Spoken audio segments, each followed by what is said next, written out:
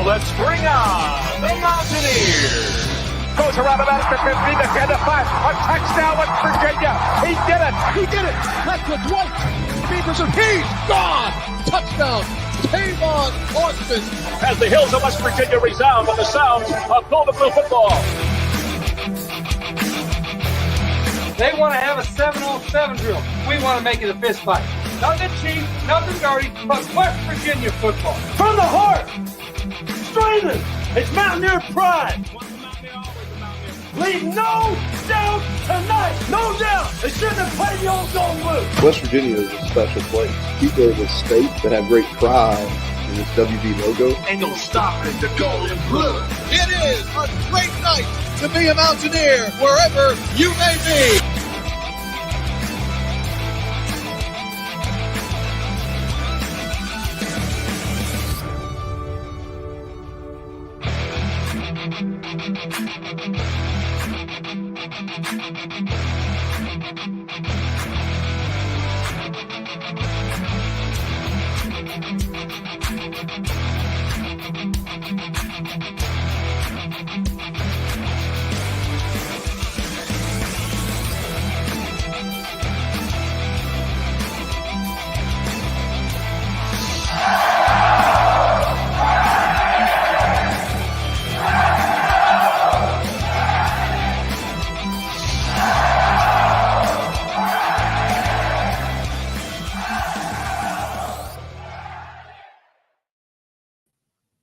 What's going on, Mountaineer Nation? Welcome into another live stream here on the Country Roads webcast channel.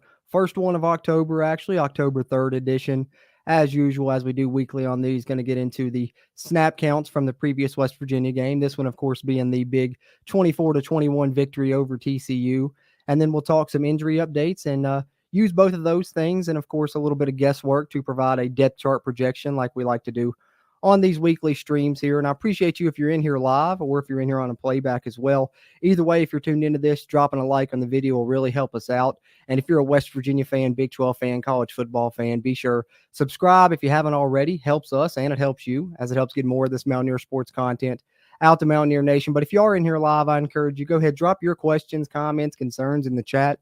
I'll hit on some of those throughout if anyone's in here live with us throughout the stream here as I touch on some of these news topics. But as we wait on some people to roll in here live, I do have a WVU basketball topic that I need to address. Haven't had a chance to address it on the channel. Had debated on doing an individual video about it, but I decided why not? We'll just cover it in the snap count stream this week. We'll kind of lead off with it. That'll give people a chance to, get in here and then also give us a chance to cover it and talk about it a little bit with you guys. But that is, of course, the news of Jose Perez with the basketball program. I will share the announcement that the university put out on their official social media. This was kind of how it was officially broken after it had already been rumored. Trilly Donovan, the basketball insider on Twitter, was one of the first places that I saw it. And then, of course, our friends over at WV Sports Now, one of the first as well, always, leading in Mountaineer sports coverage there. But then you finally get the confirmation from WVU basketball a little bit later after that. As you see here, the official statement they shared, interim head coach Josh Eilert has announced that the program has parted ways with fifth-year senior guard Jose Perez. So never will get to see Jose Perez in a West Virginia uniform, unfortunately. Last year, had the debacle of Manhattan allegedly being the one blocking the waiver being approved by the NCAA. So didn't get to see him last season when we thought he would. Thought we were going to get to see him this season. Then he entered the portal, decided to come back. We were all excited with the lineup that we had. Thought he could be a potential starter, maybe even, a guy that could score a good bit for you. And then, out of nowhere, kind of this happens. Not a lot of people saw it coming, I don't think. But from what it's been, gathered, is it's something to do with an academic situation. Jose Perez said something about a study hall issue. Josh Eilert in his press conference today, I believe it was either today or yesterday. I think it was today, if I'm not mistaken, was asked about that as well. And I've got, his statement in kind of response to that from his press conference. He didn't really go into detail of the exact situation, but I'm just purely speculating here, but I've got to think it's more than just one study hall that caused this to happen. You got to think it would be multiple or other issues, in conjunction with that. But do want to, tell both sides. So Jose Perez did release a statement, so I want to share that as well from his side. And then, of course, I'll detail the statements Josh Eilert made today, share those also. This, of course, coming from WV Sports Now, as I detailed earlier. Ethan Bach doing a great job covering this stuff. WVSportsNow.com, great place to find this coverage. But Jose Perez's statement that he released, not long after WVU officially announced, his dismissal. Basically, this was it. They kind of detailed it here. It's, of course, if you want to find it on his social media, they're at showout_Zay0. You can find it. And of course, there it is the way he put it. But just to read it right here, he says, gave me your word to come back. I went to bat for you in all meetings, went behind the scenes to get recruited / hosted every player since I've been here, then got thrown to the street like a dead animal. 25 years old as a grad student in undergrad classes after I graduated. Never accepted being put in undergrad classes, but people wanted me eligible. Only disagreement was not going to study hall, and that's where the decision was made. Nowhere else. Literally nowhere else to go. Don't make it seem like I'm the bad person, because I truly wanted to play here and was one of the reasons I came back, because and he puts this in quote, boss gave me his word he would have my best interest. Guessing that's in reference to Josh Eilert. I'm not 100% sure. But now I'm once again entering a phase of depression, and I can't play the sport I love. It's been 2 years since I suited up and still decided to come back. Good luck. Wishing Mountaineer Nation nothing but the best, or wish nothing but the best to Mountaineer Nation, rather, is the way that he phrased it there. I want to get that correct there. Excuse me, stumbled on my words a little bit here in this one, reading that statement. But as you see, that's coming from his point of view there. Sounds like he thought the decision was made just because of the study hall issue. So who knows exactly what the story is there. We'll probably never know. All we know is that he is no longer a Mountaineer and won't be on the team this season, unfortunately. I think it's a terrible situation all around for both parties, really. As Perez puts it in his statement here, you can see why it's, bad for him and why it sucks from his point of view.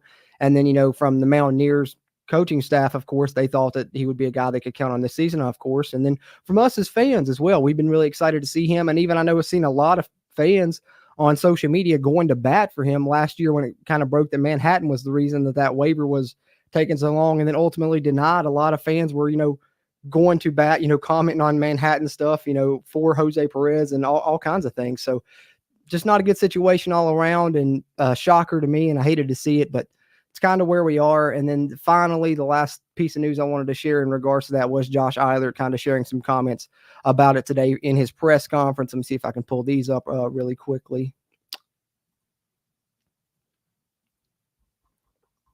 Here we are. This again from Ethan Bach on WVSportsNow.com. As you can see, WV interim head coach Josh Eilert was asked about parting ways with Jose Perez over the weekend.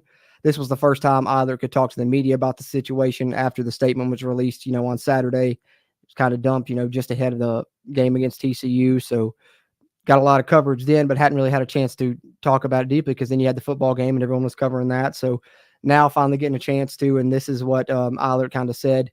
He said he's proud of Jose for coming in here and finishing his degree. He has an undergraduate degree here at West Virginia, and certainly that's a priority for student athletes. They use that degree. He's really proud that he got that, but he can't go any further. And then I think continuing on here is when he asks a little bit about the study hall situation. And I think that he just kind of responded. He said he talked about the non-negotiables during the first team meeting, and there's a lot of non-negotiables. I wasn't going to compromise the integrity of the program and the culture. That's where I'm going to leave it. We're moving forward. We've got a great group of guys. Everybody else on the roster is doing everything the right way. We're going to reward those guys, and we're going to move forward. So that's kind of what he said when I think he was asked about the study hall issue in today's press conference, and if that was what it was. And, I believe if I'm not mistaken, the question was kind of placed to him. Jose Perez is 25 years old. He's already graduated. Does he really need to go to study hall? And that was kind of his response there, was, I guess, talking about non-negotiables. And maybe that was one of them. He didn't detail exactly if that was what he was referencing, but he's more or less just saying, I have these non-negotiables. And in my opinion, doesn't matter who you are, if you're 18 or if you're 30, if you're not doing these non-negotiables, it's not going to work out and we're going to have an issue. And so maybe it's a guy being made a bit of an example of because he's not, doing one of those non-negotiable things that Josh Eilert's trying to detail, because he's trying to, set a culture and establish a program. And if so, you hate that for Perez. But, you see lined out right there why Josh Eilert said he made the decision. So kind of where we're at with that. But that's wanted to touch on that basketball news briefly before we got into the football side of things. But having said that, get ready to dive in. We'll lead off first with the injury updates, and then we will get into the snap counts from the game against TCU. First, I'm going to take a swig of my coffee, and then I'll detail some injury updates that Neil Brown talked about in his press conference on Monday, and, detail some of those situations that we saw, those scary deals with Aubrey Burks and Trey Lathan this past Saturday.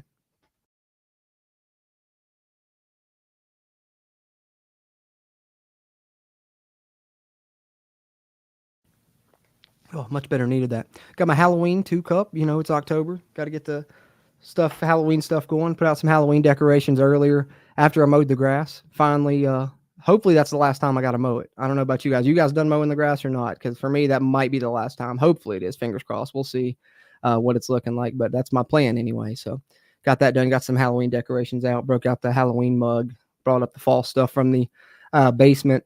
Wife's going to put some of that out this evening. I'm going to help her after the stream. And, getting into the Halloween mood, but off topic there. But anyway, getting back to on topic to the snap counts here from the game. Or not snap counts. Let's do injury updates first, and then we'll get into snap counts, I guess. So let me see what I got here. I jotted down some notes somewhere from the injury updates. Where is it? Okay, so Trey Lathan, obviously we can lead off with that one. He had his surgery. We know Aubrey Burks and Trey Lathan both had to stay in Fort Worth. They're, since now back in Morgantown, back with the team. Trey Lathan's surgery was successful. Obviously, he's going to be out for the remainder of the season, though, with that lower leg injury. I don't know if it was a broken leg, broken ankle. Don't want to speculate there, but, something along those lines, I'm sure. We all saw the play, and I know that he had to have the air cast put on and had to have surgery. So, the bottom line is he's out for the remainder of the year, unfortunately, and you hate that for a guy that was having such a special season. He was really standing out at that wheel linebacker position, and even at Mike, sometimes him and Lee Coble were virtually interchangeable there on the field. So now, we'll see some other guys step in there. We'll talk a little bit about who when we get to the depth chart projection, but I'm sure you guys know some of those names already, Cutter, Faveras, et cetera. But that's kind of what's going on with Trey Lathan. And then Aubrey Burks, that was obviously, maybe the most scary situation of the night.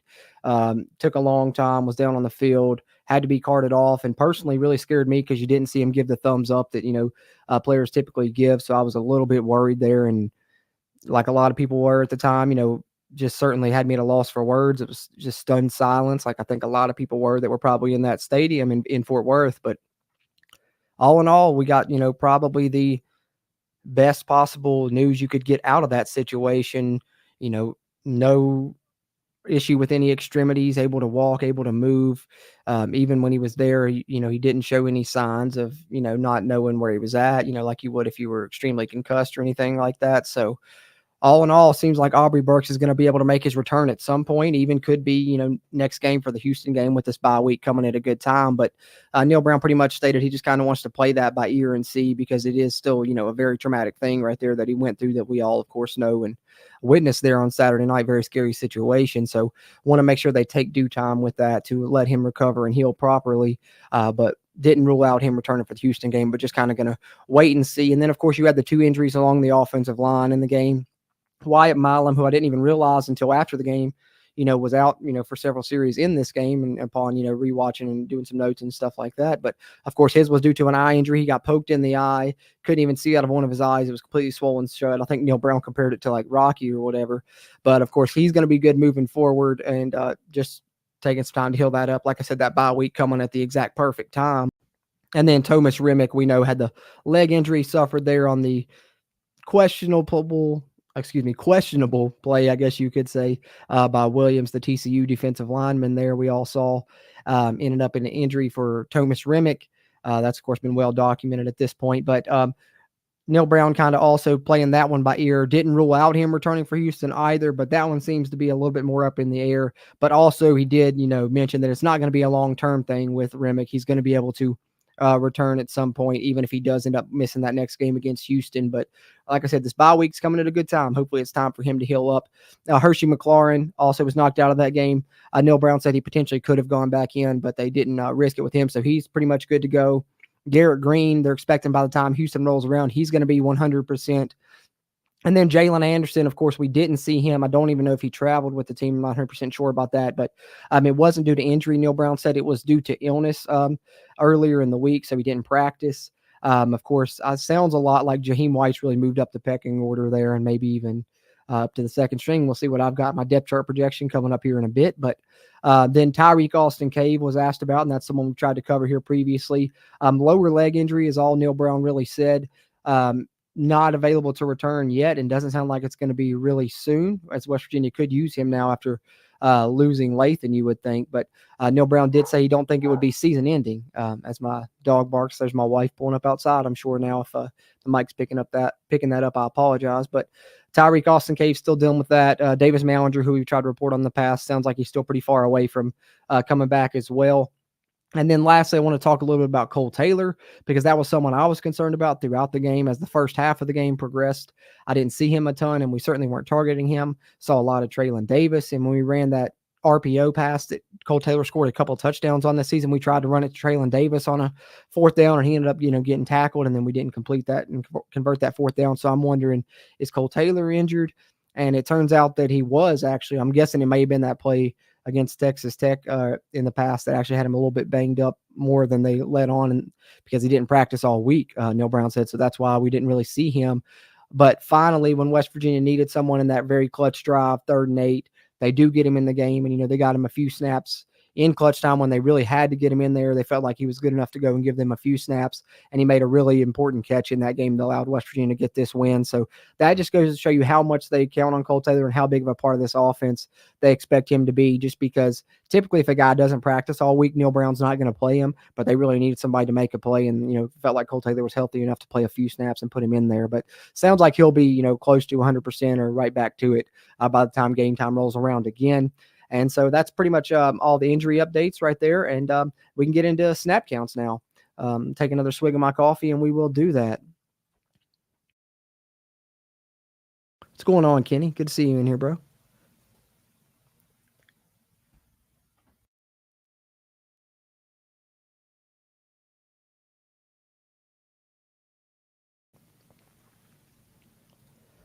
Kenny says we did a great job on defense. Wish we can get the offense going. I think it's going to come in due time, Kenny. I really do. I think it's going to come in due time. The offense is only going to improve, because if you look across that offense, especially, that's one thing that really stood out to me, especially on the drive in which we went down, scored, what ended up being, the game I thought was going to be the game, ceiling touchdown ended up being the field goal. Of course, we know how that went. But the guys that were making plays on that drive, if you look at it, who was it? It was Jaheim White. It was Rodney Gallagher. It was Hudson Clement. So it was a lot of young freshman guys, and those guys are only going to get better the more and more they play this season. And I think, you look last game, West Virginia's offense put up, 300 plus yards. Garrett Green passed for a decent little bit. And I think you see why they're going to go with Garrett Green when he's fully healthy. I think the offense has the capability to put up a few more yards with Garrett Green in there, or at least it looked that way. I guess maybe it's just the coaches feeling more willing to open it up with Green in there. But looking at the offense, I think that it's going to continue to improve. And, if the defense just stays as good as they are even and doesn't improve and the offense gets better, West Virginia is going to be a really good football team. But I agree, Kenny. I love how we are on defense. And I think if we can get the offense going, it's going to be scary. Tim Green, what's going on, man? Appreciate you as always, man. Appreciate you. Silas, see you in there too, man. Appreciate you too. I've talked about some Jose Perez news, talked about some injury updates. Now we're going to get into the snap counts from the game against TCU. And then, of course, we'll use the injury updates we know about, the snap counts from previous games, and, of course, a little bit of guesswork to come up with my depth chart projection for this week. But let's get into snap counts first. Appreciate you guys that are in here. Continue, drop your thoughts in the comments. I'll try and catch up on some of those before we finish out here and everything. And in between doing these snap counts, maybe I'll pop in and I'll do the offense, pop back with your all's comments, and then hit the defense. But let's get into the snap counts. We'll start here on the offensive side. Garrett Green obviously got all the run at quarterback, 65 snaps there. And then the running back snap distribution here is what I thought was interesting, because you saw Jaheim White finally, like I said, maybe move up the pecking order. Who knows? We'll see if it was due to the injury to Jalen Anderson or not. But I'd love to see more of Jaheim White moving forward. And I know some people are talking about CJ, but I'm thinking that this bye week, is coming at a good time for him as well. People are talking about him maybe being a little bit banged up. So hopefully he comes out and looks, more like his earlier version of himself that we saw him to look like in the past. In that game against Houston, against that former coach there. I'm really hoping that we put it on him. Personally, you guys know our feelings there. We've talked about it a lot here on the show, but nonetheless, snap counts there at the running back position: 45 for CJ Donaldson, 18 for Jaheim White, and 4 for Justin Johnson. Jaheim White also, you guys may have noticed, seemed like he has taken over as a team starting kick returner as well. Beanie Bishop had been back there every game prior to this one, but this game we had Jaheim White back deep on those kick returns. So something else to keep an eye on. And then on Luke Hamilton, it seems like his snap count's continuing to increase. I believe it had been, around 5 or less for about every previous other game, but this one they got him in on more snaps, 9 total. Maybe was that due to, Cole Taylor, like we said, being out for part of this game? Maybe. But either way, I like seeing, the walk-on Luke Hamilton get in there. Was really good in his time at Towson. Has been great lead blocking when he's been in the game for the Mountaineers this season, be it in short yardage or on the goal line. And hopefully he just continues to be involved more and more. Love seeing the fullback being reincorporated in the offense for the first time in a long time at West Virginia this season, even in minimal snaps.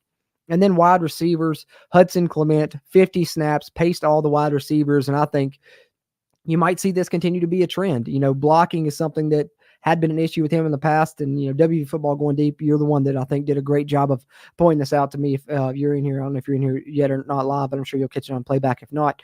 But that his blocking wasn't something he needed to improve, and that he had improved it. And that's why, his grades are continuing to, rise on PFF. I put out the player grades video earlier today. Be sure to check that out if you haven't already. And he was actually in the top 5 offensive player grades for West Virginia, and near the top, if I'm not mistaken. So, he's continuing to do really good things, even against Power 5 competition. You saw him make that touchdown catch, or would be touchdown catch on Josh Newton, who was one of the better cornerbacks in college football last season, and still pretty good yet again this season. So Hudson Clement's going to be a player for the Mountaineers, really coming on here in his freshman season. Devin Carter, 45 snaps.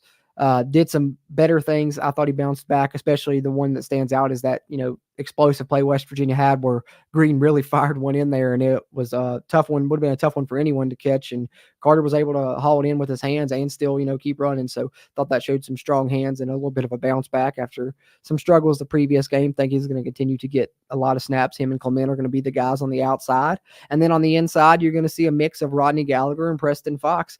And in this game, Rodney Gallagher finally outpaced Preston Fox in snap count, actually 27 snaps for Rodney Gallagher to 24 for Preston Fox. And Gallagher nearly had a touchdown in this game, had an excellent route on an out and up, and Garrett Green just overthrew the ball. I think Garrett Green knew it was going to be open, got a little excited, and put a little too much on it, maybe. At least that's what it looked like to me. But nonetheless, Gallagher still made some explosive plays in the game, and that's only going to continue. As this season progresses, he's going to get into that end zone soon. He's been so close a couple of times already. And then you get 16 snaps from his fellow true freshman Traylon Ray, who's going to be a guy spelling on the outside, and E.J. Horton, 9 snaps in this game. I think his snap count's going to get into the double digits here soon, maybe even starting next game. He's going to be a speed, deep threat guy, but he also showed he can make tough catches in this game. That one over the middle where he took a hit was really impressive and important for the Mountaineers. And then you get 1 snap for Jarrell Williams. Continues to get, a handful of snaps in about every game this season. And then tight ends, as I talked about, Cole Taylor injured, didn't practice all week, so didn't get a ton of action till West Virginia needed him. Talked about it a little bit earlier. But Traylon Davis, I thought, did a great job, especially in the run game with his 45 snaps. Like to see him do a little bit more in the pass game. They talk about him being a more than capable receiver. I believe it, but I want to see him, get into action with it, especially as teams start to focus on Cole Taylor. You might really be able to sneak him out there in some of those 2 tight end sets. But 45 snaps for him, 26 for Taylor, and then Victor Wickstrom finally getting in on some action in this one. Like I said, maybe due to the injury to Taylor, but glad to see him getting in for 4 snaps in the game. West Virginia trusting him in a tough Big 12 road contest. And then the offensive line, of course, it would have been 65 across the board if not for the injuries to Milam and Remick. But you get 65 from Frazier, the starting center, Yates, your starting guard, and Nestor, your starting tackle. Remick gets 47, Wyatt Milam gets 35, and then spelling those two was Nick Malone at the tackle spot getting 32, and then Jaquay Hubbard coming in at guard getting 18. So that's on the offensive side. Let's catch up on some of your all's comments here if we got any, and then I'll flip over to the defensive snap counts.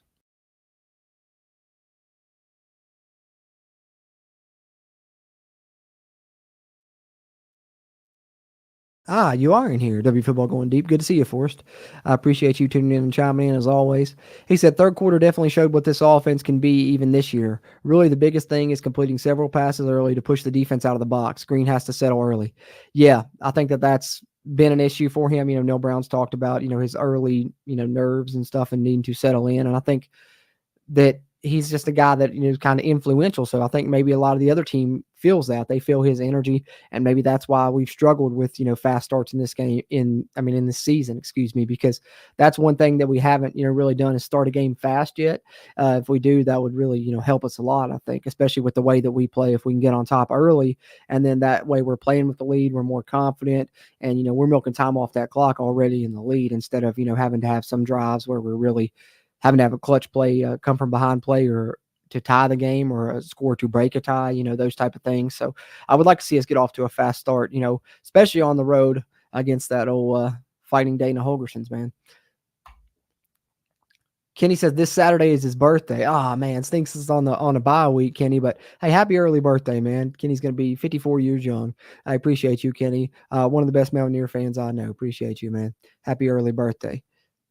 Blake Green says GG is a gamer, 100%. One of the best ways to describe him, Blake. Good to see you in here live, man. I know we're always chatting all the time, and you're always watching stuff on a playback. So glad to see you getting a chance to hop in here live for once and throw in a comment or two. But GG, 100% a gamer, man. That's one of the things you can say. I think about both of our quarterbacks is they're gamers and they're winners right now. They're both finding ways to get the job done. And GG just makes plays out there, man. That's what he does. He is a gamer. And you look at that touchdown run that he had. Just a guy going out and making a play, wasn't there, play breaks down, finds a lane, gets to the end zone. And that's even when he's not 100%. And it's pretty impressive that a guy that's not 100% can have, over 200 total yards, over 70 rushing yards, I believe it was, on a kind of bum ankle. So just goes to show when Garrett Green's 100%, he could really do some special things with this offense. And we haven't really gotten a chance to see that yet. Let's not forget, we've only seen him play, one of the best teams in the country, and then Duquesne prior to this. And, we get, a 75, 80% healthy Green in this game, and he still puts on a pretty good performance. So I agree with you, Blake. Appreciate that. And then as Kenny says, Nico is too. Yep, 100% agree. 100% agree. Tim says his internet keeps going in and out. Sorry about the spelling. No worries, Ken. No worries, Tim. We can kind of pick out what you're saying there. And then Silas says Gallagher is going to be elite. 100%. I think that we've got some freshmen on this team that are going to be elite, moving forward. Just, fingers crossed you're able to keep them all together in today's day and age. That's always something that you got to worry about in the back of your mind, unfortunately. But West Virginia has a lot of freshmen. I talked about them, on that drive, the ones that were really standing out. And, two of my favorites are Rodney Gallagher, and y'all know how much I love Jaheim White, my favorite player on the team. And I think both those guys are going to be elite. They're going to continue to get more playing time as the season moves forward, and we're going to see them continue to make plays, 100%. Appreciate you guys tuning in and chiming in. Encourage everyone else, if you're in here live, drop your questions, comments, concerns in the chat. I'll touch on some more of them here, but I want to update the snap counts on the defense, and then got to get to the depth chart projection as well. But drop your questions, comments, concerns in the chat there. I'll catch up on those before I update the depth chart after I do these defensive snap counts, on this side of the ball. But let's see here. Pull the screen back up and flip it over to this side. All right. Here we are. Defensive line to start the defensive side. Eddie V paces that side of the ball. Steady Eddie, as I've started to call him here. 49 snaps for the man. 44 for Big Mike there. Awesome performance from him, including a blocked field goal, as did Sean Martin. We know both those guys blocked a field goal apiece. West Virginia blocking 2 while they had that 3-point lead. Both of West Virginia's starting defensive linemen making plays on special teams. Mike Lockhart, and then Mercer County's own Sean Martin with the other one. He plays 42 snaps. And then Tomi Durajaye, he's been awesome for the Mountaineers this season. Played 28 snaps in this one. Fatorma Mulba had been great as well. Those are 2 really big transfers for West Virginia. They've done a great job on that defensive line. And both, played, I believe, the most snaps they've played to this season to this point. 28 for Durajaye, 21 for Mulba. Definitely the most against Power 5 competition. Duquesne may be an exception, not 100% sure, but I think that they played more in this game even. But 17 for Jalen Thornton. First time I've seen him outpace Sonny Redwood in a while. Don't know why I accidentally got Day-Day on here twice, but 17 snaps for Jalen Thornton, 14 for Sonny Redwood. 11 for Hammond Russell, and 10 for Day Hawkins. So there you see it right there. 10 defensive linemen playing for the Mountaineers. They were not joking when they said they can go 10, 11 deep. And there's still a couple of other guys that I think could get in on the action on that defensive line. You still got, Zakai Lawton, and, a couple other names that could maybe even get in on that action. So West Virginia's depth on the defensive line is real. And that's one of the reasons they've been so good on defense this season is they have depth and there's not a lot of drop off from, first string to second string, et cetera, along those lines. And we'll see exactly who I think is in which one of those positions when I do this depth chart projection momentarily. But then moving on to the Bandits, Jared Bartlett and Tyron Bradley, both been doing a great job and even playing together at times this season. 48 snaps for Bartlett, 33 for Bradley. Believe Bradley was in the top 5 highest defensive player grades on PFF this week. Great performance from the transfer in.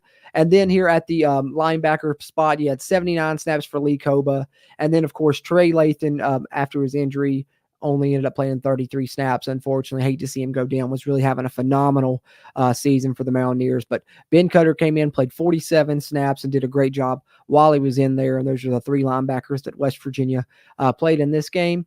Then move on to the spear position where it's been a mix of Hershey McLaurin and Lance Dixon, nearly dead even in the snap counts in this game. 37 for McLaurin, who has been the starter, and 36 for Dixon. Cornerback position, Beanie Bishop, Malachi Ruffin continue to be the guys there. We've seen games this season where they've gone the entire distance. This game, Beanie Bishop did just that, playing all 79 snaps, while Malachi Ruffin was spelled a little bit by Jacoby Spells for 13 snaps, and it's the second consecutive game where Jacoby Spells has gotten in on some action there at the cornerback position, so seems like he's moved into the third cornerback spot, kind of leapfrogged Wilson Lamp, who, despite his struggles early in the season at the cornerback position, has became a good player for West Virginia on special teams, I believe. And glad to see Jacoby Spells, getting some playing time and maybe continue to get in the mix there and spell in these other corners, Bishop and Ruffin, who are doing such a great job as the starters for the Mountaineers when they need a rest. And then the safeties to wrap up the defensive snap count. Of course, the scary injury to Burks that, we're very thankful for the outcome there, that he may be able to return, soon this season, and definitely should return at some point. Really didn't think that was a possibility when the injury happened. So thankful for that, but he only ended up playing 34 snaps in the game, obviously, because of that. Marcus Floyd stepped in, did a great job yet again, continues to be a really improved player here in his second season with the team. 59 snaps for him. And then, of course, leading the safeties, 69 snaps for Anthony Wilson. Shout out to Anthony Wilson. He's been really consistent transferring in from Georgia Southern, and love his tackling and his downhill ability, hard-hitting ability there. So there's the snap counts for the Mountaineers in the game against TCU. Catch up with your all's comments here briefly after I take a swig of my coffee, and then I will do my depth chart projection for this week, where, kind of using those injury updates, those snap counts, and a little bit of my own guesswork to project my own little too deep. But take a swig of my coffee and catch up on some of your all's comments before we get there.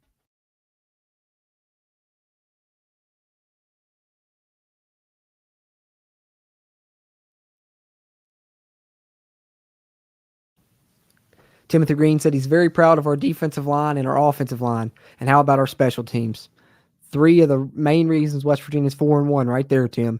Awesome play in the trenches. And then, of course, special teams. Can't say enough about how great of a job they've done, blocking the field goals, obviously, but they've been winning the field position battle, especially in these first 2 Big 12 games. They've done a great job with that. That's credit to Oliver Straw, credit to the coverage teams, and then, of course, credit to the return teams as well. Kick return hasn't had too many opportunities, but Preston Fox has been awesome on punt return, really gotten a lot of hidden yardage there because of him, doing a great job. One of the I believe he's top 20 in the NCAA in a punt return average, if I'm not mistaken. So he's doing a great job there as well, for sure. Silas says, you may have touched on this before I got in, but just heard Caridi say Milam got jabbed in the eye intentionally after the play. That's wild. I didn't see that live during the game. Yeah, I touched on it a little bit. I know that they said it happened after the play, but I didn't see it happen either, Silas. I didn't even realize that he was out really until they talked about it after the game. I didn't pick up on that live, unfortunately. But yeah, and his eye was completely swollen shut because, he wanted to play, but he just couldn't see out of one side. So he could have, pass blocked, but he couldn't have, seen anything coming inside of him hardly. So wouldn't have been, good for him or his benefit or the team. So that's why they kind of sat him after that. But yeah, eye injury, from a poke in the eye, potentially a dirty play. Who knows if it happened after the play? Don't know the exact thing that happened there. So hard to say, but at least it's, nothing serious that's going to keep him out long term, it sounds like. So he'll be back. But yeah, crazy situation. Blake Green said he gets chills thinking about WVU possibly being 8-1 going into the OU game as a top 20 matchup. Not saying it will happen, but it has a good chance to. Blake, you find wood right now and you knock on it right now. You do it, and I'm gonna do it for you. And that's not even wood, but we're just going to pretend. There's a picture frame. That's close enough. Because I mean, I'm getting excited about it too. When you look at the schedule and you see there's potential there, but it's hard to get road wins in the Big 12. I know it's Houston. Maybe they might be the worst team in the conference that we've got coming up, and got them after a bye week when we should be more healthy. So it's a game we should win. But road wins are hard, and if you don't think Dana's going to pull out all the stops and try and beat us, you're wrong.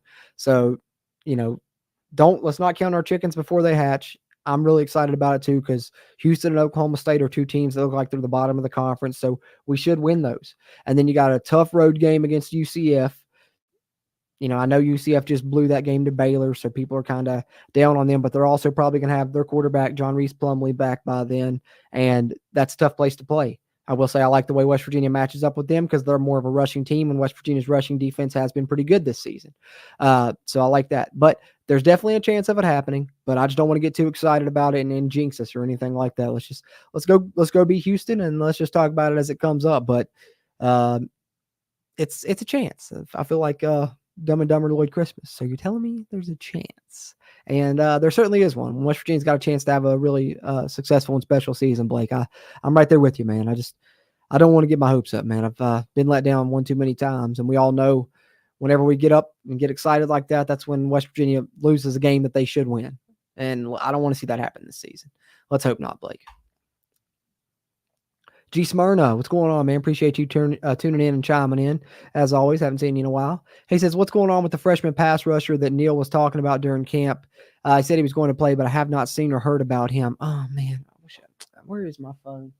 I was just talking to Mountaineer Paul about him. I don't know where I put my phone, or I'd look it up. But Mountaineer Paul just told me something about him. I believe he was dealing with an injury or a sickness or something, but hasn't gotten to the mix yet, unfortunately. And I think that Tyron Bradley and, his emergence and maybe just him fitting a little bit more of what they wanted to do right now with his body type, because, as you mentioned, James Hurd was more of a pass rusher.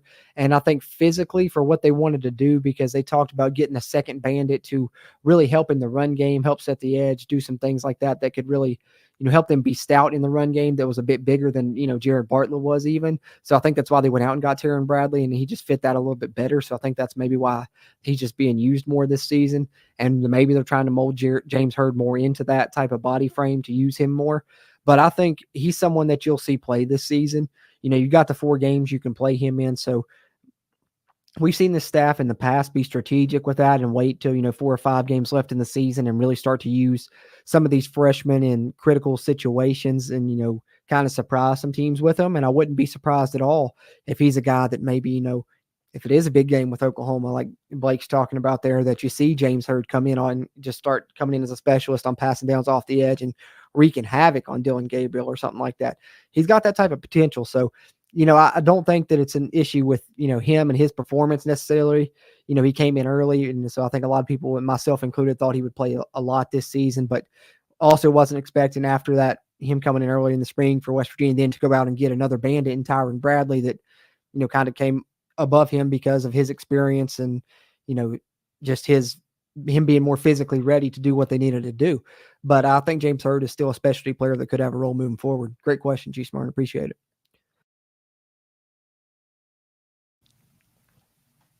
Let's see here.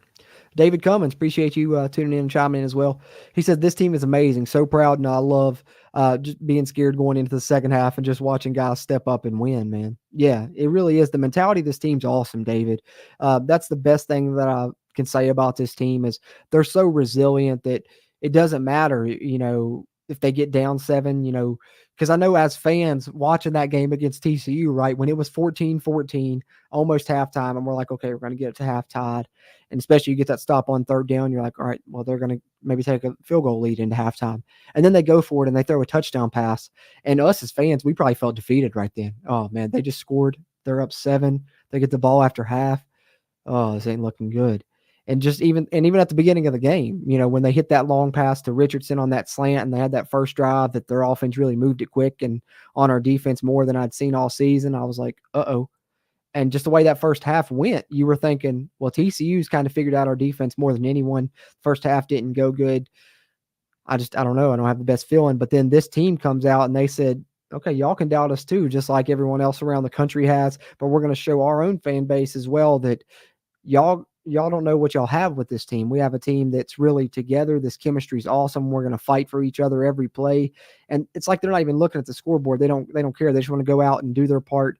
They're 1 of 11 like they talk about and do the best they can on every play. And that's what's really making this team so hard to beat, is just because of that mentality that they have to fight for one another, no matter the situation or the circumstance. And it's been awesome to see a team play with that type of mentality, and, doing it with a physical hard edge is really what's got, me excited. And I know some people have been saying this team's not fun to watch, but I think that's crazy. I'm having an absolute ball watching this team. It's one of my favorite West Virginia teams in the past, decade or so. I mean, there's, some other ones you can throw in there with them, of course, along with that decade that would give them a run for their money. But this team's right up there, in with our teams that we've had in the Big 12. This is one of my favorites so far. I'm loving what I'm seeing from them to this point for sure, David. Great point, man. Great point. Blake Green says, do you think we see more of Raleigh Collins? I think he looked good at times last year. Yeah, I wouldn't be surprised to see him maybe get into the mix a little bit, especially depending on what's going on with Hershey McLaurin. Sounds like he'll be able to come back, but, maybe later in the season he'll get on some snaps. I think he's a guy that's going to be a player moving forward down the line in his career.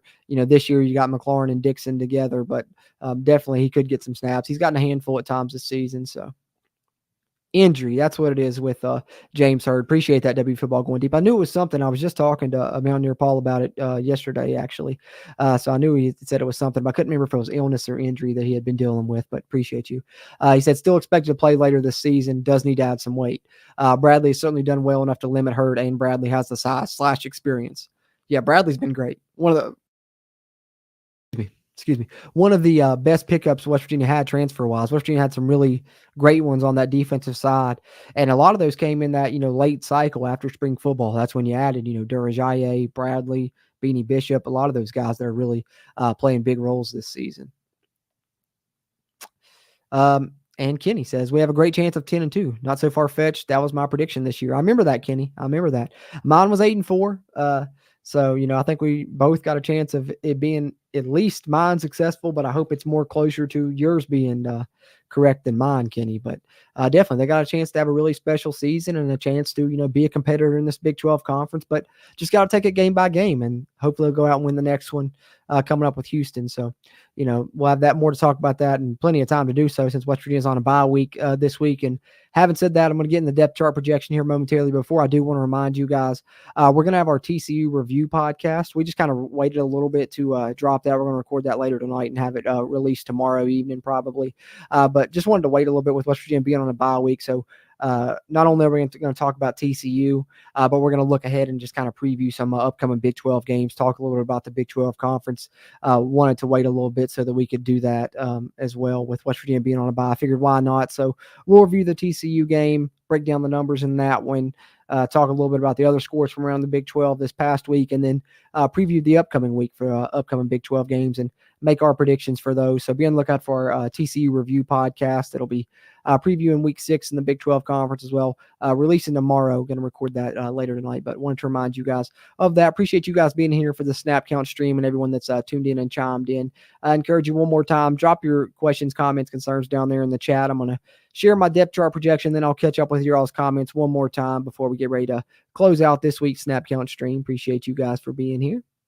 And I encourage you, drop us a like before you head out if you would. That thumbs up on the video really helps, not only its performance, but future videos performances here on the channel. And of course, if you're a WVU fan, Big 12 fan, college football fan, be sure to subscribe. Helps us, helps you, helps get more of this Mountaineer sports content out to Mountaineer Nation. And with no further ado, let's get into this depth chart projection.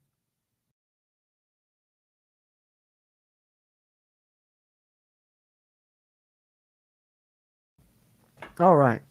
So depth chart projection here. been doing this weekly throughout the season. Like I said, using, the snap counts from the previous week, the injury updates that we now know, and just a little bit of guesswork to kind of come up with, my projected depth chart for, the coming week. So even though West Virginia's on a bye week this week, still wanted to do it. So this will kind of hold into effect for Houston as well, unless we get some different, injury updates or something coming up next week from Neil Brown. Maybe I'll do another one and do another stream. But if not, probably just, utilize this one for that one as well. But Garrett Green, obviously going to be the first string quarterback, it appears. Nico Marchiol, second string. And, just how about the coaching job the staff did, just because the plan was really to start Nico Marchiol all week up until the middle of the week, and he rolled his ankle. And then on Wednesday, having to pivot, see if Garrett's healthy enough to go, because we don't really have any other options hardly. Luckily, he is. Okay, let's play him. And then they have 2 days to kind of completely flip the offensive game plan, have a walkthrough on Thursday, a run through on Friday, and then go out and go on the road and win a Big 12 game with a game plan that you've had for 2 days maybe, and, a quarterback that you wasn't expecting to play 72 hours ago. So another credit to this staff right there. And that's just something that really stuck out to me, that they, came out and said, post game, obviously they weren't going to divulge that pre-game, but yeah, pretty crazy stuff and pretty awesome in hindsight then that they were able to get that win with all that they had to deal with. And of course you can put on top of that the injuries and adversity they faced in the game. Great job by this coaching staff to get that win. Hell of a job. Running back, like I said earlier, CJ Donaldson right now still first string, but Jaheim White, my guy, he's creeping up there. I've got him second string on my depth chart right now. Think that he's going to continue to get more involved in the offense as the season progresses. Wide receiver, don't think I really made any changes here. Seems like these are pretty much going to be the guys you're going to see. Saw Jarrell Williams get a snap in addition to these guys. Don't think, you're going to see too many other faces moving forward than these 6, maybe Jarrell Williams, and then who knows, maybe you'll throw in one of those other transfers will finally get involved in the action, Poke or Massey or somebody, but it's not looking likely. And we know Bram and Aaron are out the door now. So wide receiver, Hudson Clement, first string, EJ Horton, second string is what I got there. Inside receiver, Preston Fox, Rodney Gallagher. I still got them 1-2 because that's kind of how it is, but I almost threw an or in there. Rodney Gallagher is continuing to play more and more, so you never know. And then on the other outside spot, Devin Carter, first string, Traylon Ray, second string. Tight end position, no change. Cole Taylor, first string. Traylon Davis, second string. And then onto the offensive line, no change here either. Wyatt Milan backed up by Nick Malone. Thomas Remick, and you saw when he went down, Jaquay Hubbard was the one that filled in. Center position, Zach Frazier, and if anything happened, I think Brandon Yates would slide over there. Right guard, Yates, backed up by Hubbard. And then right tackle, Doug Nestor, backed up by the true freshman, Johnny Williams. Flipping it over to the defensive side, where there's not too many changes other than the linebacker position, accounting for the injury to Trey Lathan, but get there momentarily. Let's start off on the defensive line, where don't think I've really changed anything from my previous incarnation of this depth chart, and that's Sean Martin, first team, second on defensive end, and then second team, Tomi Durajaye. Defensive tackle, Eddie V is the starter. And then I've got oars in between the name of these 3 guys, because as you saw in the snap counts, all 3 of them are getting anywhere from 15 to 20 snaps a game, or I guess anywhere from 10 to 20, you could say, because you had Day Hawkins with 10 this past game. I think Thornton had 17, and Redwood had 14 or 15, something like that. So, you can go back in the video a little bit to find out the exact number, but all 3 of those guys getting snaps there. So I got the or in between the names of Asani Redwood, Day Hawkins, and Jalen Thornton as the backup defensive tackle. And then the nose tackle spot, it's been Mike Lockhart and Fatorma Mulba getting it done for the Mountaineers there. Bandits, we talked about Jared Bartlett and Tyron Bradley. And then we get into the linebacker position, where you see some changes here. Mike linebacker, of course, Lee Koba back up there. West Virginia is dealing with multiple injuries at that linebacker position, season-ending ones. Trotter before the season, and now Lathan in the season going down. And, of course, Austin Cave still out, who could be a potential backup Mike linebacker. So I believe your second-string Mike linebacker at this time is obviously Caden Bizer, the former walk-on. There's the redshirt sophomore. And then Will linebacker, Ben Cutter is going to be your starter for the Mountaineers now, taking over for Trey Lathan. You saw him get the 47 snaps in this game. And Jaffa Veras, I think, is a capable guy that could get snaps when West Virginia needs him to. Looked good in the spring, and finally, he's going to get involved more in the action now, as he's going to have to. With Ben Cutter moving into the starting role, he'll kind of be the guy that's probably spelling him if and when he needs it. So that's kind of the main change there on the defensive side. Spear, Hershey McLaurin, and Lance Dixon, as we said. cornerbacks, Beanie Bishop backed up by Jacoby Spells on one side, Malachi Ruffin backed up by Wilson Lamp on the other side, although it sounds like Spells kind of ahead of Wilson Lamp in the pecking order nowadays. Free safety, Aubrey Burks. Almost went Aubrey Burks or Marcus Floyd just because Aubrey Burks' status obviously up in the air, but just kept it consistent right now. Aubrey Burks is the first teamer if he's healthy, so we'll just keep it that way. And then cat safety position, Anthony Wilson, the starter all season. I think Marcus Floyd's just kind of your third safety, backing up both those spots if necessary. West Virginia, may have to try and get another safety ready with, Aubrey Burks' health in question after you've already lost Keyshawn Cobb. We'll see, but for now, we're just going to factor those three guys in to those two positions. And then, of course, your kicker's been Michael Hayes. His backup would be Danny King. Your punter's been Oliver Straw. His backup would be Leighton Bechtel. As I mentioned, kick returner, Jaheim White seems to have taken over for Beanie Bishop, who had been there all season. Punt returner has been Preston Fox, and long snapper has been Austin Brinkman, of course. So that is depth chart there for you guys. Try and do that week to week, but catch up on some of your all's comments here, and then we'll get ready to close it out. But appreciate you guys tuning in here to this Snap Counts live stream.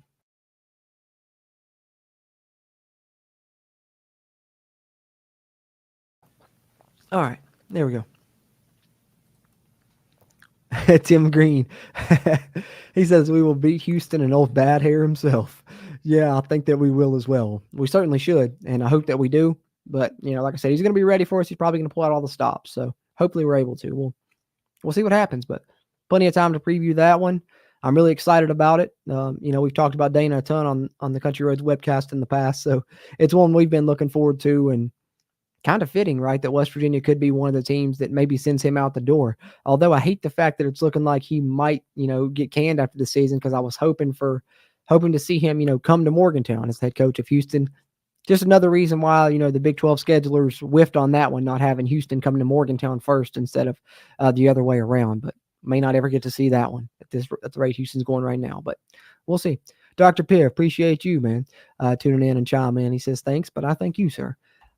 Blake Green says he loves that Frazier is so dominant that multiple games this season he frustrated the opposing team's D tackle like Pitt and TCU. Yeah, it's becoming a trend, man. They just get so frustrated they make, stupid penalties, which sucks that one of our guys got injured. But, going forward, it's probably something that referees might look for now. See, this West Virginia offensive line's dominating.